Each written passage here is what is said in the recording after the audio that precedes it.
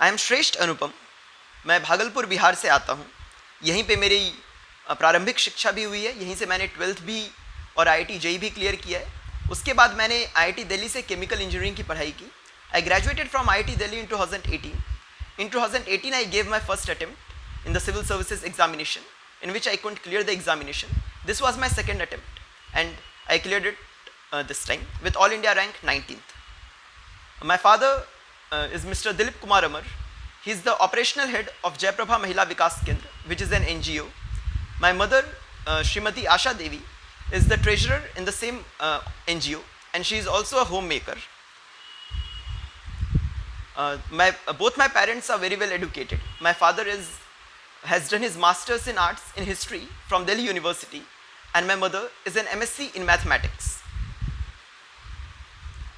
अगर मैं अपने प्रिपरेशन स्ट्रैटेजी की बात करूं तो मेरा सबसे जो महत्वपूर्ण फोकस था वह कॉन्सेप्चुअल क्लैरिटी पर था। तो सबसे पहले मैंने जो बेसिक बुक्स हैं, अगर मैं बात करूं मॉडर्न हिस्ट्री में तो स्पेक्ट्रम और बिपिन चंद्र, अगर पॉलिटी में बात करूं तो लक्ष्मीकांत, इन्वायरमेंट में अगर बात करूं तो शंकर IAS, तो ये जितने भी बेसिक बुक्स हैं उनको सबसे पहले मैंने कोशिश किया कि 2-3 बार पढ़कर सारे बेसिक कॉन्सेप्ट्स क्लियर करूं। और उसके बाद जब मेरे बेसिक बुक्स कंप्लीट हो गए तो मैंने मेंस के तरफ अपना जो ध्यान आकृष्ट किया। मैंने विजन की मंथली मैगजीन्स जो आती हैं उन मंथली मैगजीन से अपना करंट अफेयर्स पूरा किया और उनसे मेंस में मुझे बहुत मदद मिली। इसके अलावा अखबार पढ़ने पर बहुत फोकस किया मैंने। मैं डेली द हिंदू न्यूज़पेपर पढ़ता था और न्यूज़पेपर की एनालिसिस भी, यूट्यूब पे वीडियो भी देखता था न्यूज़पेपर एनालिसिस की। और मैंने अगर मेंस के प्रिपरेशन स्ट्रेटजी की बात करें तो मैंने आंसर राइटिंग पर विशेष रूप से फोकस किया, क्योंकि इट्स फाइनली आंसर राइटिंग जो आपको मेंस में एक स्टैंड आउट कराती है या जो मेंस में आपको कहीं ना कहीं हेल्प करती है। तो मैंने कम से कम GS के 20 से 25 टेस्ट दिए और ऑप्शनल में कम से कम 5-6 टेस्ट दिए। और मुझे लगता है मेरी ये आंसर राइटिंग स्ट्रैटेजी और आंसर राइटिंग प्रैक्टिस ने मेरा सफल होने में कहीं ना कहीं बहुत बड़ा योगदान दिया। GS1, GS2, GS3 और GS4, ये चारों GS पेपर्स जो हैं इन सब की स्ट्रैटेजी बहुत सिमिलर भी है और थोड़ी थोड़ी भिन्न भी है। GS1 की अगर बात करें तो हिस्ट्री और ज्योग्राफी, ये आप जब प्रीलिम्स की तैयारी कर रहे होते हैं तो बहुत हद तक आपकी तैयारी वहीं पर मेंस के हिसाब से भी आपको कर लेनी चाहिए, क्योंकि जो फैक्चुअल नॉलेज है वो सेम रहती है। थोड़े टॉपिक्स ऐड हो जाते हैं जैसे world history, post independence India, जिनके लिए सोर्सेज बहुत इजीली अवेलेबल है।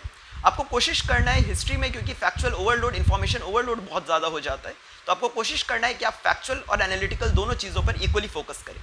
सोसाइटी का जो पोर्शन है पेपर 1 GS1 में, वह मेरे लिए बहुत इतना मुश्किल नहीं था, वह आसान था, क्योंकि सोशियोलॉजी ऑप्शनल सब्जेक्ट भी रहा है मेरा और सोसाइटी का बहुत पोर्शन वहाँ से भी कवर हो जाता है, इसलिए GS1 करने में मुझे परेशानी नहीं हुई। GS2 में पॉलिटी और गवर्नेंस और इंटरनेशनल रिलेशंस के पोर्शंस इंक्लूड होते हैं। पॉलिटी जो आपने प्रीलिम्स में तैयारी की है वो यहाँ पर भी वापस दोबारा बहुत काम आती है, और पिछले 2-3 सालों से सिविल सर्विसेज एग्जामिनेशन में पॉलिटी में बहुत फैक्चुअल क्वेश्चंस भी पूछे जा रहे हैं, जो आप लक्ष्मीकांत अगर आपने पढ़ रखी है या अगर आपके बेसिक कॉन्सेप्ट्स कंप्लीट हैं तो आप डायरेक्टली वहाँ से उन क्वेश्चंस को आंसर कर सकते हैं। गवर्नेंस में वंस अगेन मेरी सोसाइटी की जो प्रिपरेशन थी उसने मुझे बहुत हेल्प किया। उसके अलावा मैंने ARC रिपोर्ट्स की समरी पढ़ी थी और ARC की 4th रिपोर्ट जो है वो मैंने पूरी पढ़ी थी। उसने मुझे एथिक्स और गवर्नेंस दोनों में हेल्प किया। इंटरनेशनल रिलेशंस के लिए मैंने विजन IAS के पिछले 2 साल के मेंस 365 के नोट्स पूरे पढ़े और उन्होंने मुझे इंटरनेशनल रिलेशंस कंप्लीट करने में हेल्प किया। पेपर 3 की अगर बात करूँ तो economy, environment, disaster management, social security और साइंस एंड टेक्नोलॉजी, ये मेजर पोर्शंस है पेपर 3 के। इन सब के लिए मैंने विजन की मेंस 365 का पिछले 2 सालों का बहुत अच्छे से अध्ययन किया, इनके खुद के नोट्स बनाए, विजन के वैल्यू एडेड मटेरियल को रेफ़र किया मैंने, और अपने जो क्लास नोट्स थे अपनी कोचिंग के उन क्लास नोट्स को भी रेफ़र किया, इन सब के अपने फाइनल नोट्स बनाए और इस तरह GS3 की मैंने तैयारी की। अगर GS4 एथिक्स के प्रिपरेशन की बात करें तो यह बाकी तीनों GS पेपर से थोड़ा अलग है, क्योंकि यहाँ फैक्चुअल इन्फॉर्मेशन पे नहीं बल्कि एनालिटिकल आपकी एनालिटिकल स्किल्स पर फोकस रहता है कि आप कितने अच्छे से एनालाइज कर पा रहे हैं। आपकी लैंग्वेज स्किल्स बहुत मैटर करती हैं यहाँ, आप क्या कीवर्ड्स यूज़ कर रहे हैं, क्या आप अपने आंसर्स में एथिक्स के कीवर्ड्स जैसे परसिवियरेंस, डिलीजेंस, इंटीग्रिटी, ऑनेस्टी, क्या ये आप ला पा रहे हैं। अगर आप ये कीवर्ड्स यूज़ कर पा रहे हैं तो आपको कहीं ना कहीं बहुत हेल्प मिलती है एथिक्स के पेपर में।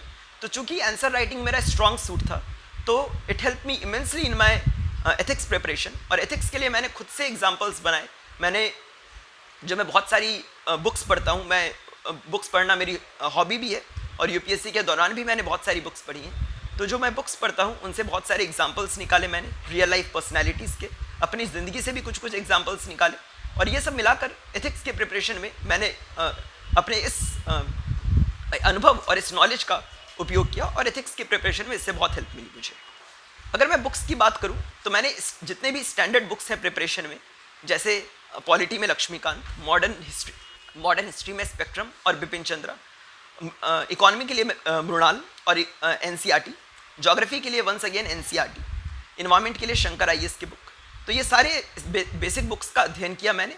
इसके अलावा विजन आईएएस के नोट्स और विजन आईएएस के जो फ्री रिसोर्सेज हैं उनका मैंने पूर्णतः सदुपयोग किया। विजन आईएएस के मैंने मेंस की टेस्ट सीरीज़ भी ज्वाइन की थी 2018 में, और उस टेस्ट सीरीज़ के मॉडल आंसर्स और साथ में जो वैल्यू एडेड मटेरियल आता है उसको भी मैंने पूर्णतः इस्तेमाल किया, और ये मेरे मेजर सोर्सेज थे जिनको मैंने यूज़ किया अपार्ट फ्रॉम द न्यूज़पेपर।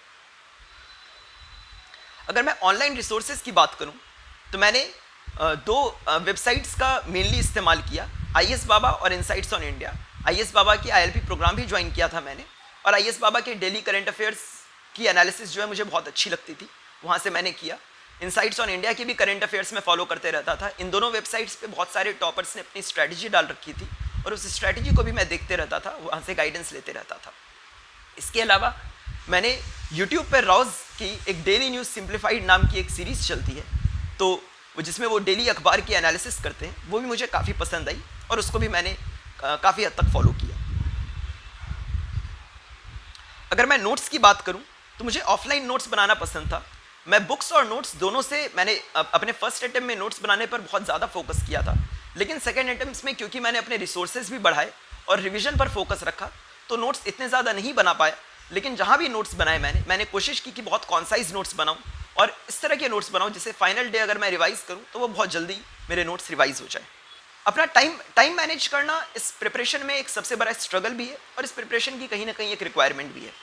तो अपने टाइम मैनेजमेंट के लिए मैंने हमेशा से रूटीन बेस्ड स्टडी की है। अगर मैं 10th 12th आईआईटी या सिविल सर्विसेज किसी भी एग्जाम के प्रिपरेशन की बात करूँ तो I have always relied on a time bound strategy, और सिविल सर्विसेज के लिए भी मैंने यही किया। मैं डेली, वीकली, मंथली रूटीन्स बनाता था, उनको फॉलो करता था, जिसमें मैं डिमार्केट कर देता था कि मुझे कौन सा सब्जेक्ट कब पढ़ना है, किस टाइम पढ़ना है, उसे कब रिवाइज करना है, और ये टाइम बाउंड प्रिपरेशन, इस टाइम बाउंड स्ट्रैटेजी ने मुझे बहुत हेल्प किया। अगर मैं डूज एंड डोंट्स की बात करूं कि तैयारी में आपको क्या करना चाहिए और क्या नहीं करना चाहिए, तो देखिए हार्ड वर्क का तो कोई ऑल्टरनेटिव है नहीं। हर किसी का अपना एक फिक्स्ड होता है कि आप कितने आवर्स पढ़ने में कंफर्टेबल हैं। मैं 8 से 10 घंटे पढ़ सकता था जब मेरा दिन हो, और अगर नॉर्मल डेज़ की बात करूं जब परीक्षा बिल्कुल सर पर नहीं थी तो उन दिनों मैं 6 से 8 घंटा पढ़ता था। इससे ज़्यादा अगर मैं पढ़ाई करता था तो मैं बाकी चीज़ों पर फोकस नहीं कर पाता था, और कहीं ना कहीं 2-3 दिनों के बाद मेरा जो कॉन्फिडेंस, जो मेरी जो अगर मैं बोलूँ जो निरंतरता रहती है, जो कंसिस्टेंसी रहती है, उस पर भी इफेक्ट पड़ता था। तो इसलिए मैंने 8 से 10 घंटे का अपने लिए एक आइडियल टारगेट रखा हुआ था। तो आप लोग भी अपना फाइंड कीजिए कि आपके लिए वो आइडियल टाइम क्या है जिसमें आप सबसे ज़्यादा कंफर्टेबल हैं, दिन के किस समय आप सबसे ज़्यादा कंफर्टेबल हैं, कब आप पढ़ाई बेहतर कर सकते हैं, और एक टाइम टेबल बनाइए। और उसी तरह ये बहुत आवश्यक है, अगर डूज की मैं बात करूं, कि आप टाइम टेबल बनाकर पढ़ाई करें। और इस एग्ज़ाम में सक्सेस और फेलियर जो है उनके एक बीच में एक बहुत थिन मार्जिन रहती है, और ये थिन मार्जिन आपको इंश्योर करना है कि आप इसमें सक्सेस की तरफ रहें। और अगर कभी फेल हो भी जाए, मैं अपने पहले अटेम्प्ट में नहीं इस एग्ज़ाम को क्लियर कर पाया था, अगर कभी किसी तरह आपको असफलता का मुंह देखना भी पड़े तो उससे निराश मत होइए, क्योंकि ये एक मैराथन है, ये एक 100 मीटर रेस नहीं है। और अगर आप लगे रहेंगे निरंतरता से, परिश्रम के साथ, तो आप अवश्य सफल होंगे इस एग्ज़ाम में।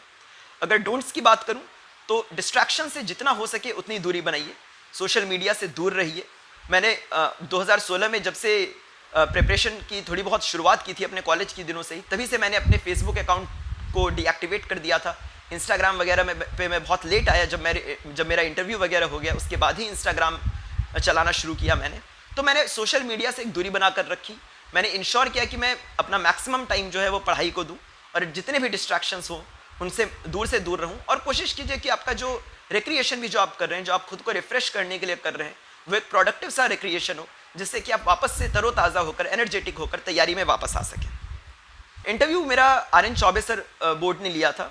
मेरा इंटरव्यू काफ़ी अच्छा हुआ था। आर.एन. चौबे सर ने एंड में एक्सेलेंट इंटरव्यू बोला था।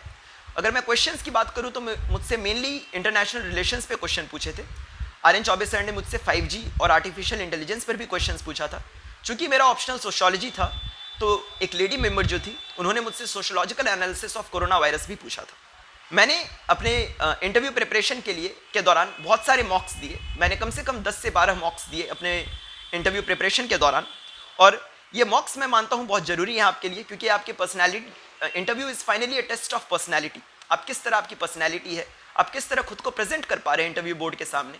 तो ये बहुत ज़रूरी हो जाता है कि आप ये सारी आप ध्यान रखें इन बातों का, आप अपनी पर्सनैलिटी को बिल्कुल जो बेस्ट फॉर्म में प्रेजेंट कर सकें, और उसके लिए मॉक्स देना कंपलसरी हो जाता है, क्योंकि आपको जो वैल्यूएबल फीडबैक मिलता है, जो गाइडेंस मिलती है ये मॉक्स देकर, और एक जो सिमुलेशन होता है एक्चुअल इंटरव्यू और मॉक्स के दौरान जो ये आपको एक्सपीरियंस प्रोवाइड करता है, this is immeasurable and this is definitely. तो मॉक्स देने का कोई ऑल्टरनेटिव नहीं है।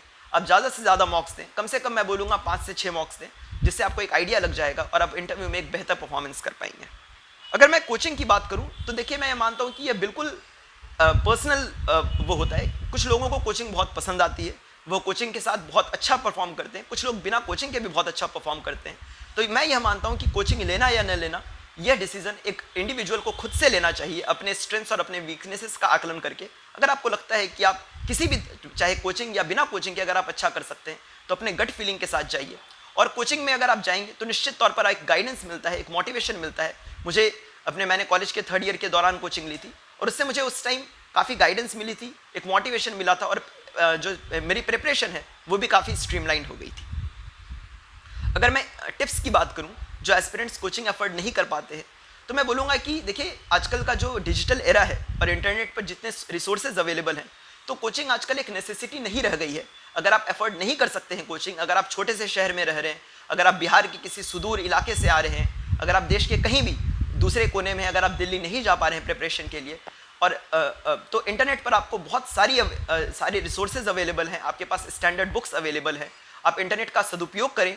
आपको गाइडेंस के लिए बहुत सारे इंटरनेट पर लोग भी अवेलेबल है, आपको बहुत सारे रिसोर्सेज भी अवेलेबल हैं। आप अगर उनका जुडिशियस यूज़ करेंगे, वेबसाइट्स हैं, IAS Baba, insights on India, forum IAS, आप इनका जुडिशियस यूज़ कीजिए। स्ट्रैटेजीज आपको टॉपर्स की ऑनलाइन मिल जाएगी। टॉपर्स अपने वीडियोज़, अपनी स्ट्रैटेजी, अपने नोट्स, सारी चीज़ें शेयर करते हैं ऑनलाइन। तो कहीं ना कहीं आपका इस प्रिपरेशन में जो वो वाला पार्ट है, जो गाइडेंस और मोटिवेशन वाला पार्ट है, वो कहीं ना कहीं वहाँ से पूर्ण हो जाएगा। जो आने वाले एस्पिरेंट्स हैं, जो अपकमिंग सिविल सर्विसेज एग्जामिनेशन है उसके जो एस्पिरेंट्स हैं, उनको मैं यही एडवाइस दूंगा कि इस एग्जाम में, जैसा मैंने पहले भी कहा आपसे, इस एग्जाम में हार्डवर्क का कोई ऑल्टरनेटिव नहीं है। तो 4 मूल मंत्र हैं इस एग्जाम के।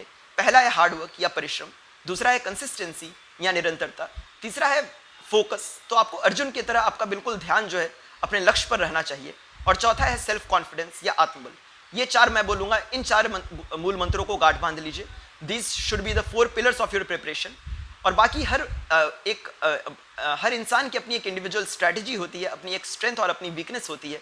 अपने स्ट्रेंथ्स और वीकनेसेस पर काम कीजिए। देखिए कि आप किस तरह की स्ट्रैटेजी या किस तरह के इन्वायरमेंट या किस तरह के माहौल में आप ज़्यादा कंफर्टेबल हैं, किस तरह की प्रिपरेशन स्ट्रैटेजी सूट करती है आपको। खुद की अपनी एक प्रिपरेशन स्ट्रैटेजी बनाएं, उसको खुद से कस्टमाइज़ करें, खुद के लिए मोल्ड करें। अपने पेरेंट्स और अपने जितने भी आपके टीचर्स हैं उनका रिस्पेक्ट करें, उनसे गाइडेंस आपको हमेशा मिलते रहेगी। और ये बहुत इंपॉर्टेंट है कि आप अपना आत्मबल बनाए रखें, अपना मनोबल बनाए रखें, और आप अवश्य सक्सेसफुल होइएगा इस एग्ज़ाम में। बहुत बहुत धन्यवाद।